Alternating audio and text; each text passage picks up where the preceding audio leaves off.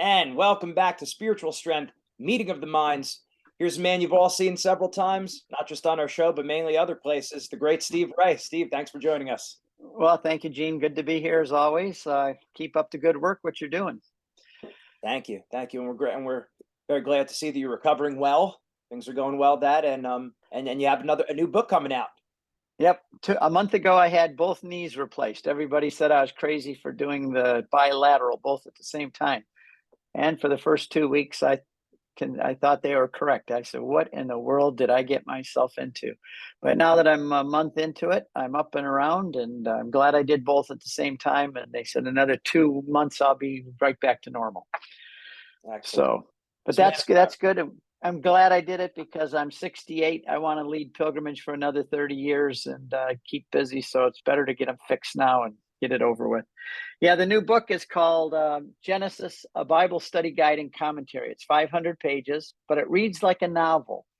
But I go through the book of Genesis and I deal with all the thorny theological issues. I deal with there's a lot of words in there that in the Hebrew mean different than we read in English. So I bring all those different things out, and it's really a fun book, I think. But there hasn't been, I don't know, of any standalone commentary on the book of Genesis for Catholics. So this may be the first in a long, long time.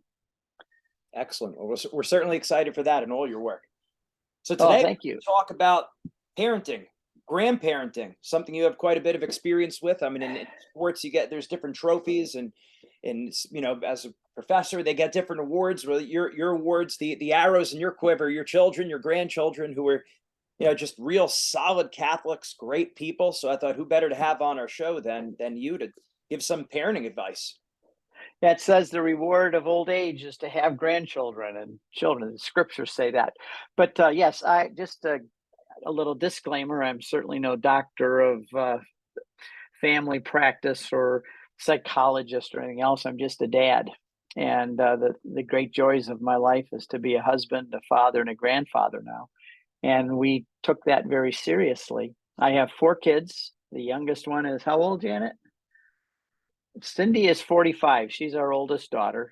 She has 5 kids. Then Jesse comes along. I think he's 40, and he has 8 kids. And then comes my daughter Charlotte, and she's got 3. And then my daughter Emily is 31, and she's got 3 kids and 1 on the way. That gives me 20 grandkids. So I'm the proud grandpa of 20 grandkids. My wife and I have been married 46 years. We're 4 years away from the big old 50. And when we got married, I'll just set the stage here. We were evangelical Protestants. We weren't Catholics. And we had a mission statement that when we got married, I was 21, she was 19. I look at our pictures now and I say, well, we were way too young to get married, but we did. And I'm glad we did, because I think I'm all for people getting married young, because then they can grow together. They can form their opinions together. You get married when you're 35, you've already got your life kind of set in cement, and it's hard to adapt to another person. So we got married young, and our mission statement was we're going to prove to the world that a man and a woman could stay married for a lifetime, love each other in a monogamous relationship until death do us part, with Jesus Christ as the center of our relationship. And we're 46 years into it, and so far it's a big success. Second part of our mission statement was that we could raise good kids to do the same. And praise God, we have that as well. But it doesn't happen automatically. Too many people just get married and they have kids and they think it's just going to happen. And they get busy with their careers and with their life and with their social things that they're doing and with their vacations. And they just think that the kids are going to come out okay. It's just something that's going to happen, and it doesn't work that way. If you don't make the family your priority, you are not going to end up happy in the end, because it's hard work. It's like anything else. If you start a career, if you don't put your heart into it, it's not going to be successful. You may slide through. You may be average, but the people who succeed are the ones who really pour their hearts into something. They give it their all. And there's nothing more important than the family. Family is more important than career. And we always said that if somebody asked me, well, what, who are you? What do you do? I said, well, I'm a husband and a father. No, I mean, what do you do? Oh, what do I do for a living to make money? That's something different. That's not who I am. I am a Catholic man who loves being a father and a husband and a dad. Everything else is secondary to that. And if you have that attitude, the other things will fall into line: business, careers, your other life, social life things. But the joy of being a Catholic family, I think, is trumps everything else. Is to have a family and to be a joyful family. I'll show you a picture here. I think I got one here. This is, let's see if I can. This is the meaning of life right there. Beautiful. That's, to me, that's what's important. Yeah. And too many people are not getting married today. They're staying single. They don't want the commitment. If you want to be happy in life, find a good spouse and raise a family and pour your heart into it. That's where the real happiness and joy comes in, fulfillment in life. Absolutely. Absolutely. So let's talk about some of the practical topics. We spoke about a few things when we were going back and forth about this, as far as television, homeschooling, how, what age and how to teach kids the faith as well as defending the faith. Go ahead. The floor is yours. Well, let's start with this way. We always told our kids, our family, we use two illustrations. Our family is a great masterpiece of art. And imagine your family is like a big canvas on the wall. And as a family, you're painting this great masterpiece. The goal is that someday that masterpiece is going to be hung in the Hall of Fame in heaven. And God is going to walk over and say, see, that's what I wanted it to be right there. I like to say to my wife, I think that God looks down on us and on our kids and said, that's the way it was supposed to be. That's the way I wanted it to be. And so this is a great work of art. And of course, even Michelangelo and others made mistakes. And what do? You go fix it and you take care of it. And oh my goodness, I put some blue there. It should have been red. And you go back and you fix it. And you admit to your kids that you made a mistake. And you admit, come on, we made a mistake. Let's get it straightened out. We're going to do it this way now. So that's a great piece of painting and art. And it takes a lifetime to do it. And all of you kids are part of this masterpiece. And someday you're going to be displayed on the walls of heaven. The other illustration or example I use is that we're a very exclusive club. You can't join this club. You can only get born into this club. And you're darn lucky to be a part of this club because this club takes care of each other. We love each other for a lifetime. I tell my wife, if you get in a car accident and you're crippled from your neck down, I'd be honored to push you around in a wheelchair the rest of your life. This is a club. This is a special, dynamic, unique, wonderful club. And don't ever do anything stupid to get kicked out of this club. You don't want to ever be outside of this club. You want to be part of it. So the kids all have this attitude that this is something very special. And we're always going to do whatever we can to make this club work and to be a good operating member of it. So those are the two things. Now, practicality, then, how does all that work? Well, my wife and I always, as the kids got older, we'd say, we're in a whole new phase now. We're not ready for this. We haven't thought about this. And so there were times we stayed up all night talking about it. Now the kids are 8. They're different than they were before. What do we have to do different now? So it's always a matter of adjusting and of recalculating and reading and putting this whole thing as the most important thing in your life. So, practical things. The most important thing a dad can do for his kids, and this is very significant. It's not what most people will think I'm going to say. The most important thing a dad can do for his kids is to love their mother. Nothing more important than that. I love my kids. They'd bring their friends over and I'd kiss my wife and I'd hug her and squeeze her and they'd say, Dad, you're embarrassing us. But the kids that were over, they never saw their parents do that.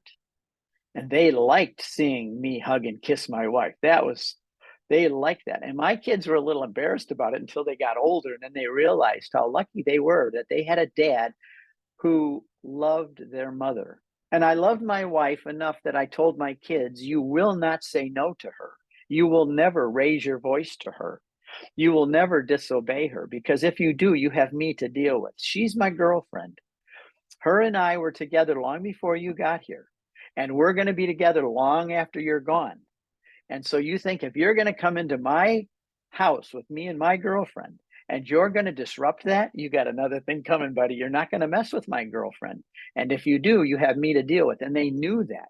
Everyone tested me once in a while, and they would yell at their mom or they'd say no. And boy, I came in like a swarm of bees, and they never did it again. And to this day, they all adore their mother because I set the standard for that.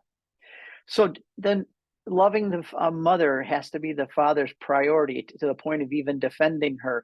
And I think that in a home, the father should be the disciplinarian, which leads me to the second point. The most important thing for the family, second to loving the mother, is to be a father who is engaged. He's home.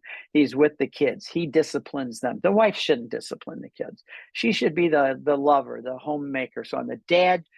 Step up and be a dad. Put your pants on and be a dad. Take charge of the house. Be the head of the home. Defend your wife. Love your wife. Discipline the kids. Be with the kids. Teach the kids. Be involved.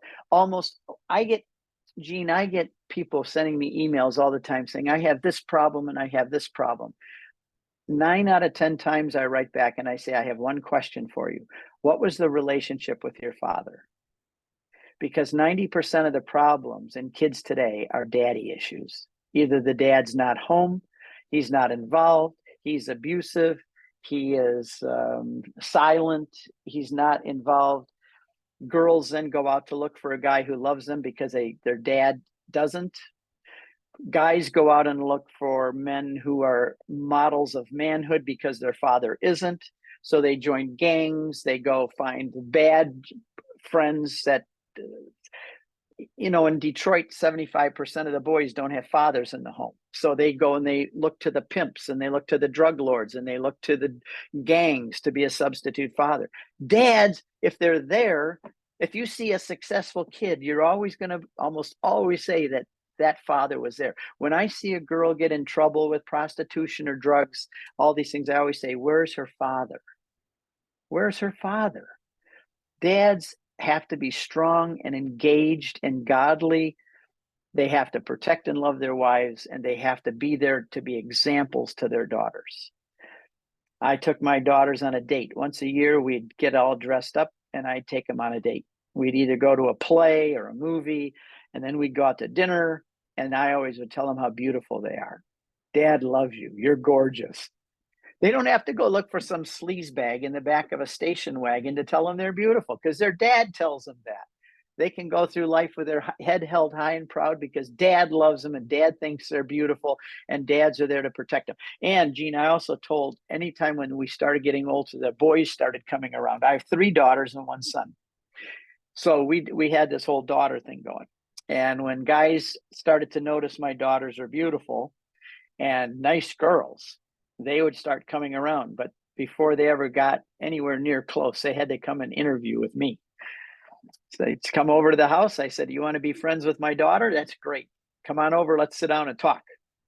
And I say, this is my daughter. I love her very much. I've spent a lot of money on this girl. We've put a lot of time into this girl.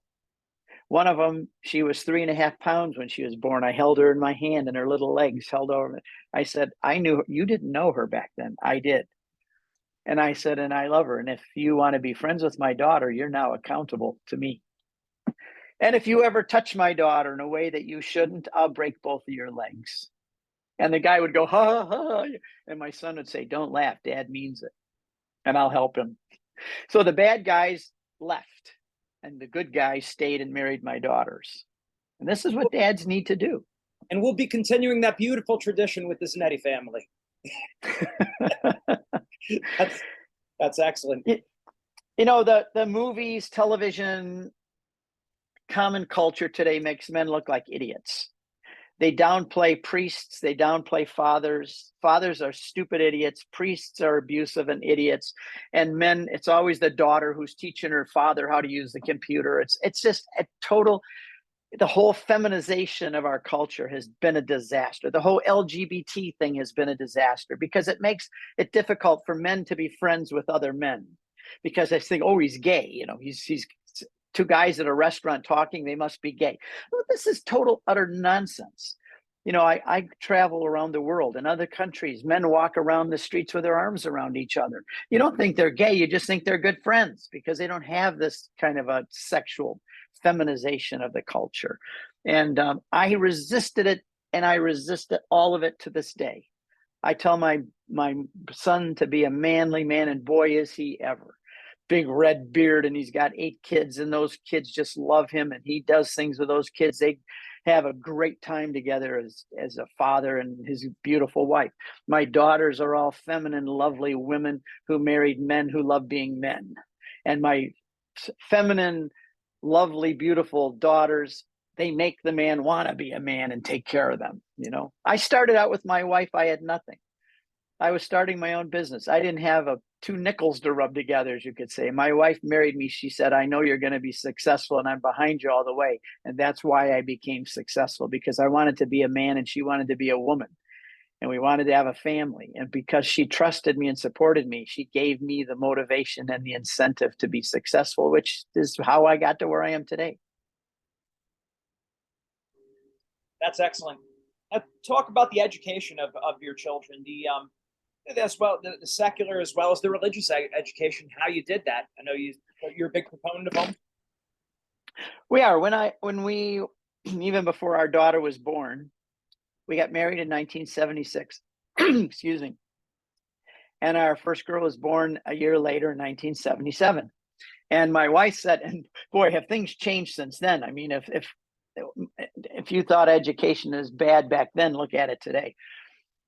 Spend more time teaching your kid to decide what gender they want to be than 2 + 2 = 4.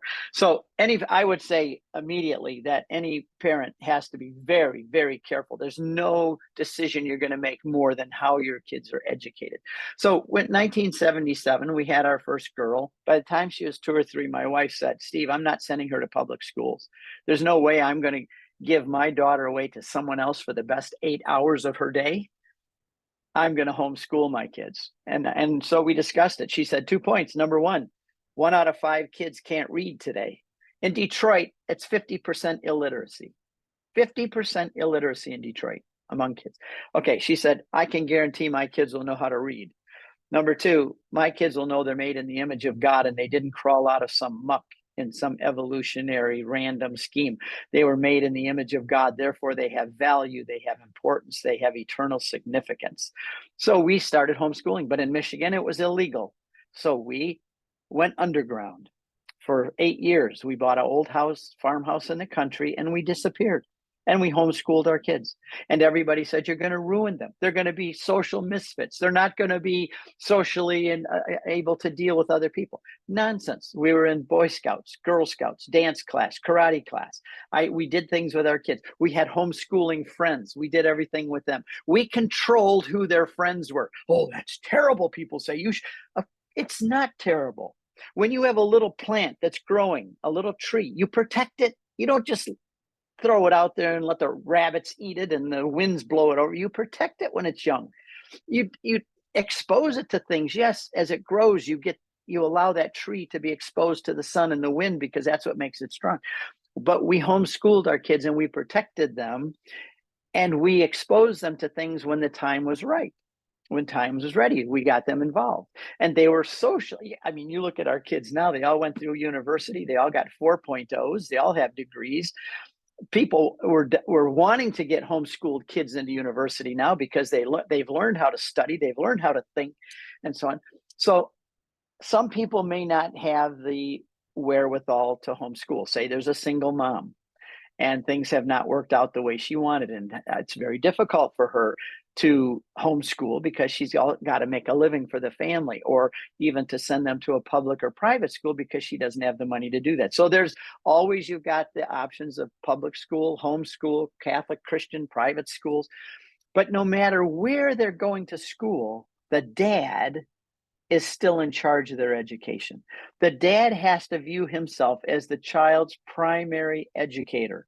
He doesn't say, oh, they're getting taught by the CCD teacher and they're being taught by the school teacher, so I'm don't have to worry about it. No, you better know what the CCD teacher is talking about. You better be following what the public school or even a Catholic school sometimes are more dangerous than the public schools. And so you have to be, the parent has to be the number one educator of their children, no matter where they're being educated. But the choice of education, maybe you'll have to give up the cruise once a year. Maybe you have to give up your Porsche so that mom can stay home and teach the kids. But it is the fastest growing educational movement in the country today, especially after the whole COVID hysteria, because people realized that education's important, and out there is not going to do it for you. It's got to be done in the home. No matter where they're educated, it's still the home. That's the primary place of education. And Right. get rid of the television. That's what I Get was gonna rid of say. the television.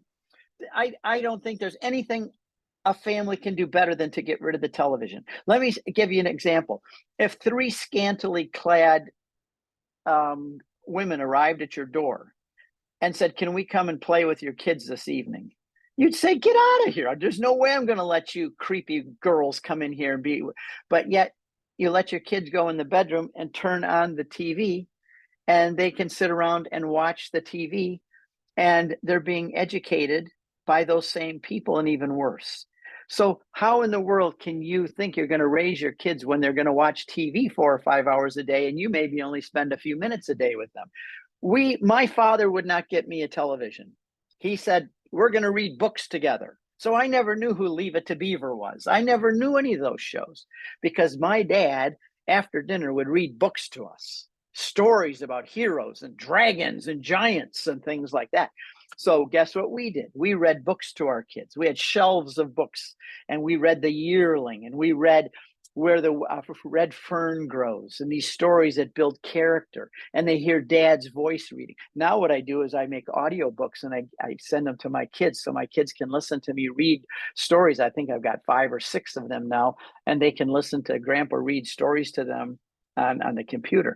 And so read books, get rid of the television. And my grandkids, I'll tell you this, none of them have television, and none of them have gadgets like smartphones or anything. My grandkids don't have those until they're 18 years old and they go off to college. And when they're 16 and they get their license, they get a flip phone so they can call mom and dad. But I offered to buy one of my grandkids a smartphone, and he said, "No, Grandpa, I don't want it. My parents said it's not so good for me, and so I don't need you to get me one." And these kids grow up reading to each other. They know how to talk and carry on conversations. They sit around. And you asked me in the text message, when do you start teaching your kids apologetics? Well, my answer to that is never. It should be part of the family culture from the moment they're born. When you're sitting around at the table, get rid of these. I've watched families at restaurants where all of them are on a smartphone or on a pad, and they don't talk to each other through the whole dinner. Our family, we got to get together and dinner. Okay, what's the question for the dinner tonight? And we'd bring up an apologetics question, or we'd bring up a Bible verse. This is a difficult Bible verse. Let's talk about this one. What do you think, Cindy? What do you think, Jesse? And one of the things that we did is we never taught our kids. We asked them questions and let them teach themselves. Parents want to preach to their kids. Don't do this. Don't do this. Think this way. Think that way. No, I give you an example, Gene. One time, am I talking too much, by the way? This is perfect.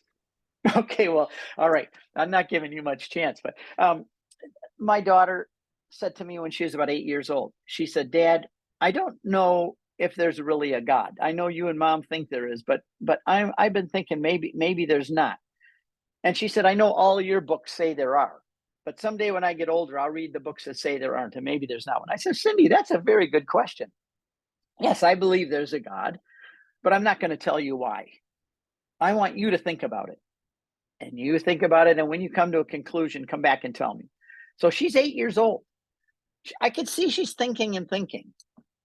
And then one day, 2 weeks later, she said, "Dad, I've been thinking about this a lot." I said, "I know, I could tell." I didn't interrupt her thinking. I wanted her to think. I wanted her to learn how to think. This is what our whole family was. Don't preach at your kids. Teach them how to think by asking them questions. So she said, "I think there is a God." And I said, "Why?" She said, "Dad, look at our house. Everywhere in every room, there's pictures. Somebody had to paint those pictures. Somebody had to put them in the frame, and then you put them up on the wall. They didn't get there by themselves. And she said, when I walk outside, I see trees and clouds and birds and butterflies. And I realized that couldn't have just happened by chance. There has to be a God behind it that made it. So I believe there's a God now. And guess what she is today? A PhD in philosophy. Because why? I taught her how to think. I didn't tell her what to think. I taught her how to think. Okay, one more example. When she was 8, we did a lot when she was 8. She was a smart girl. She was a firstborn and she was a smart girl. And she was always pushing the limits and wanting to learn everything. So we homeschooled, but all the kids on the street that we lived on the subdivision were all into rock music. And Michael Jackson with his white glove back in this, most people aren't old enough to remember that. And she was so curious about rock and roll music. And so I said, well, you want to know about rock and roll music? She said, yeah. I said, okay, good. I took her to a rock concert in downtown Detroit. We didn't get home until 3:00 in the morning. People thought I was crazy because at that rock concert, I had the youngest date of anybody. My daughter was 8 years old, but she saw all the people smoking marijuana. She saw people throwing up in the parking lot. She saw the lifestyle that went along with that culture. She came home and I was so proud because I heard her say to her friends the next day, they said, oh, Cindy, what was it like to go to the rock concert? She says, I think I prefer Vivaldi. That's great. And you know what we did is we pulled the fuse out of the bomb before it ever got lit. I took her down to Detroit and I showed her the prostitutes when she was 10 or 11 years old. I said, you know what these girls are doing? What, Dad? I explained it to her. You don't do that when she's 5, but when she's at a right age. If you don't, they're going to learn about it through the internet or their friends. The dad better talk to his daughter about sex before everybody else does. My daughters would come and ask me the big questions because they knew I'd be honest with them. So they didn't go to their friends to find out about sex. They came and asked me and their mother. So I would say, do you want to live like this? This is what happens when you don't live your life correctly. You end up living like this. So boy, they came home. They wanted to be good girls. They wanted to be obedient. And then one time there was a car. We lived in the country, and I'll stop with this one. But these are just examples. You asked about teaching kids. There was a car parked in the cornfield across the street from us. I told you we bought a house in the country to homeschool. But so we were out in the country, and there was a station wagon parked there. And I got home. It was with my daughter. We were coming back from dance class or something. And I knew what was going on in the back of that station wagon. There's no other reason they'd be parked out there on that country road. So I pulled right up behind them. I turned on my bright lights and I laid on the horn. Beep. And we watched 2 bare butts in the back window get dressed as quick as they could. My daughter says, Dad, what are they doing? What are you doing? Why are you honking? I said, okay, we'll let them out now. Once I pulled out and they took off.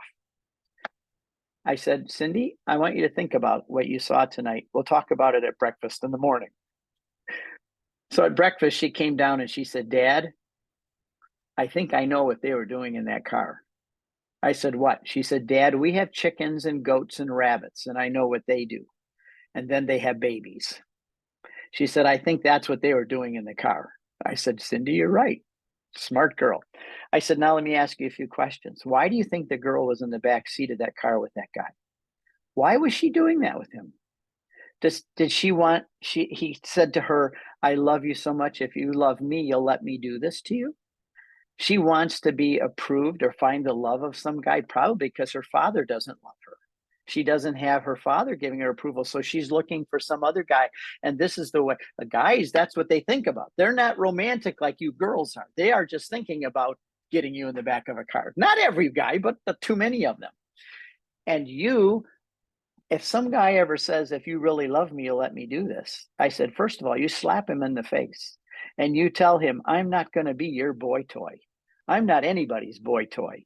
If you want me, then you have to go get an education, get a career, build me a house, and promise to take care of my kids for the rest of my life. And then maybe we can talk, but keep your hands off me. So I said, then what? AIDS was a big deal then. I says, have you ever heard of chlamydia and syphilis and gonorrhea? So I explained all those things to my daughter that breakfast, and maybe she's got AIDS. And do you think that boy told her ahead of time, I have syphilis or I have gonorrhea or I have herpes? Do you think he warned her ahead of time? Now she's going to wake up in the morning with venereal diseases, which may render her infertile someday when she wants to have kids. Or do you think if she gets pregnant, like the rabbits and the goats do you think he's going to say, oh, that's wonderful, I'll take care of you and your baby for a lifetime? Or is he going to ditch her and leave her alone with that baby, or to try and get her to get an abortion? Well, guess what? When you raise your daughters this way, you're teaching them how to think. You're giving them the moral courage to do what they need to do as they get older, and to say no to guys that try to do things, or to drugs, or to alcohol, or to these things. They learn to say no because you've taught them how to think. Right. So you're addressing these issues ahead of time. You're taking the initiative. So hey, better they learn from you, because you're going to be honest with them. You're going to tell them like it is, Yep, and then you're giving them the opportunity to think about it on their own, and then you discuss it at a later time. No, absolutely. that's great. That's great. You ask them questions. Ask them questions. She heard heavy rock metal. You back in the She was about 13, 14, and she said, Dad, all my friends have this album. It's back in the old days when there were 33 and a third records. Nobody even knows what a record is anymore. So I took her to the record store and I bought her the heavy rock metal. She's talking about it. I said, well, why don't we go get it? Check it out. She says, really, Dad? I said, sure. We jumped in the car after dinner. We went and bought that album, came back, and I gave it to her. She said, well, aren't you going to listen to it first and see if it's okay? I said, no, no, no, Cindy. I said, you're a smart girl. I said, why don't you listen to it and you tell me if you think it's a good thing for you to listen to? So she went up to her room. She came down about 2 hours later. She said, Dad, I think we should return this. It's not a good thing for me to listen to. But see what I did there? I didn't say, no, you can never listen to that music. I said, let's go down and buy it and let you think about it. You tell me what you think about it based on how I've raised you and what you know. You're a smart girl. I give her credit. You're a smart girl. I want to know what you think about the music. She came back and said, Dad, this isn't a good thing for me to listen to. She said, we should take it back, which we did. But I let her make the decision. And now my kids grew up knowing how to think, knowing how to make moral decisions, having the courage to do it because they want to stay in that club we started, right? They want to be a part of that club. And this club, we're a team. We think together. We work together. So I've always thought that we should, in fact, I give a talk for parents called Raising Rebels. I want my kids to be rebels. I want them to live in contrast to a culture of death and a culture of gender dysfunction. I want my children to be a rebel against that, a rebel with a cause. There's an old movie, Rebel Without a Cause. I want my kids to be rebels with a cause, and you should see them now, Gene. They are rebels with a cause. They're out there teaching, they're protesting abortion, they're doing all of these things that I hoped that they would do. But they won't do those things if the dad doesn't step up, put on his pants, and be a dad. That's excellent. Two practical questions for you. Young children at mass. How do you handle it? Does should the family always go together? Does the family split sometimes if they're, the two real young ones? You have one kid who can do it. You have other kids who can't do it. What do you do in that situation? We always took our kids, and our kids all take their kids. They got cry rooms. If it's a problem, go sit back in the cry room till you got it under control. But take the kid out. Don't just sit there and let them scream. If the kid's a problem, take them out. The dad takes them out. But when they get a little older, though, and they know better, I only took them out once. I said, you're big enough. You can play all you want at home. You can run and jump and scream and have fun, because that's kids' work. Kids are supposed to do that. That's their work. But when we go to mass for 1 hour, you will be quiet and you will sit still. And we practiced at home. We'd practice, okay, we're going to go to mass on Sunday. How do we get it? And we tell them what the rules are.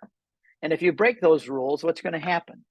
So on the way to mass or on the way to eat at a restaurant, we'd always tell the kids, these are the rules.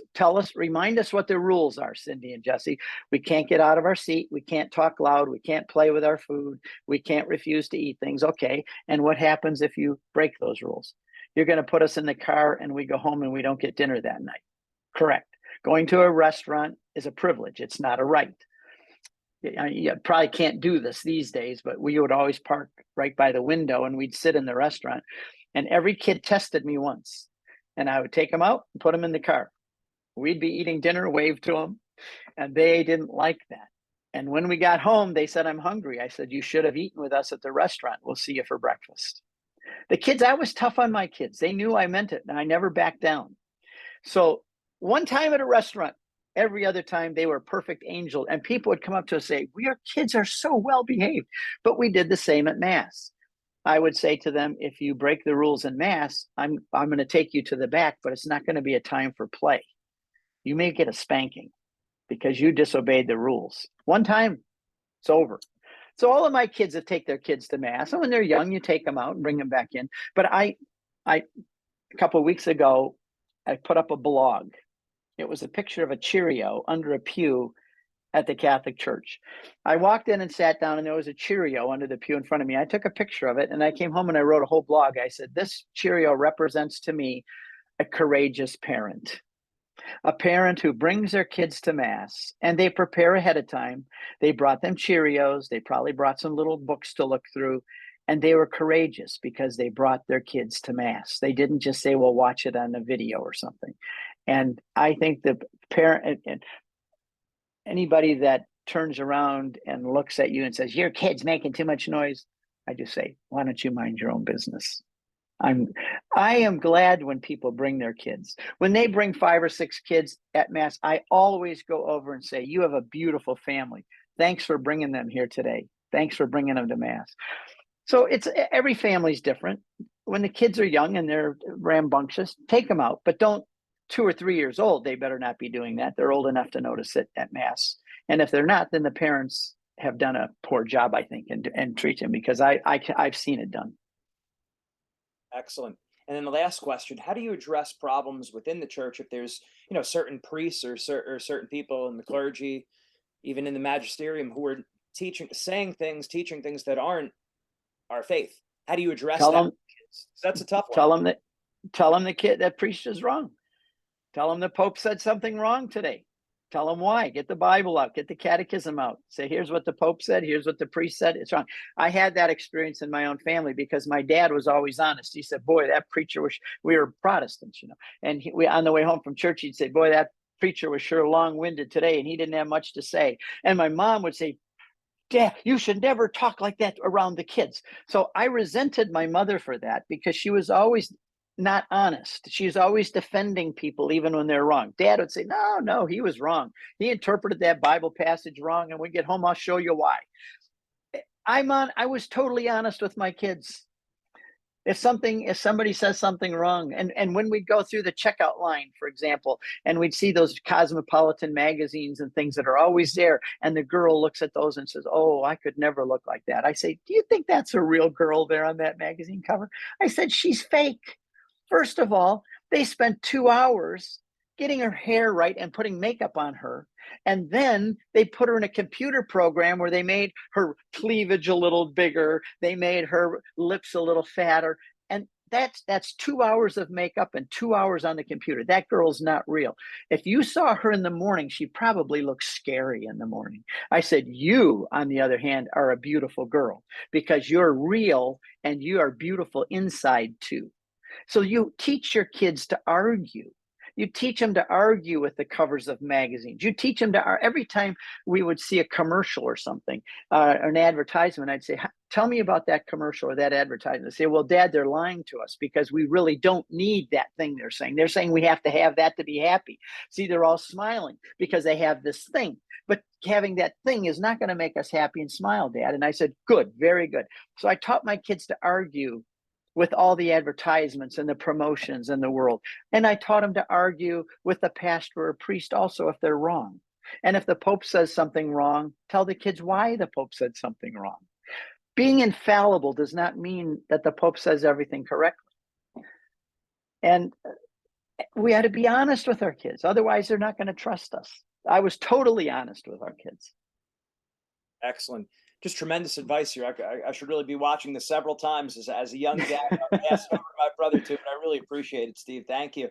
And talk a little bit about where people could find more information about you and all your great work. Everything is kind of centralized at CatholicConvert.com.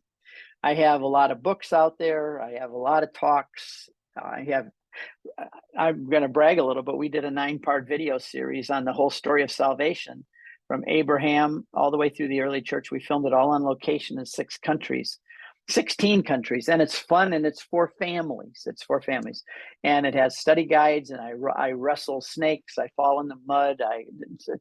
It's a lot of fun, these movies, but it teaches apologetics, and it teaches the Catholic faith from a very fun, and it's used in seminaries and Catholic schools and everything, families, called Footprints of God. But that's on my website. I have hundreds of documents you can print out on how to argue about this and defend that and explain the Eucharist and Mary and everything. We lead pilgrimages all over the Catholic sites, 10 a year, my wife and I lead. And we love being Catholic. And that's all at CatholicConvert.com. And Gene, thanks for what you're doing. God bless you. Well, God bless your family. I could tell there's one lucky family who has a dad who's being a dad. Thank you, Steve. I really appreciate it. I'm sure I told you before, back in 2015, when I had my big reversion to the faith, because I was a cradle Catholic, you were one of the main people I used to just binge listen to on YouTube and different, videos that you have, and Lighthouse Media. I listened to a lot of your talks, so it really helped me in fortifying my faith. So I really appreciate it. Thank Thanks. you, Gene. We'll keep in touch. Absolutely. Take care.